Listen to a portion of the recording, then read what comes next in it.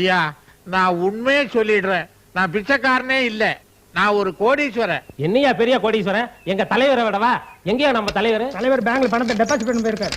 அத வராரு தலைவர். என்னப்பா அங்க கலாட்டா? ஒரு நான் மெம்பர் நம்ம ஏரியாவுல வந்து பிச்சை எடுக்க வந்த என்னன்னு கல் தலைவா? யாருப்பா நீ? நான் ஒரு பணக்காரன். ஒரு பரிகாரத்துக்காக இந்த கோயில்ல வந்து பிச்சை எடுத்தேன். அதெல்லாம் எனக்கு தெரியாதுப்பா. எப்ப நீ மெம்பர் கார்டு இல்லாம வந்து பிச்சை எடுத்தியோ 3 நாள் கலெக்ஷன் பணத்தை கட்டிட்டு தான் போகணும். நிறுத்துங்கய்யா. இதுக்கு முன்னால ஒரு பிச்சை எடுத்து பழக்கப்பட்டவர் இல்ல, வட்டிக்கு பணம் கொடுத்து தான் பழக்கப்பட்டவர்.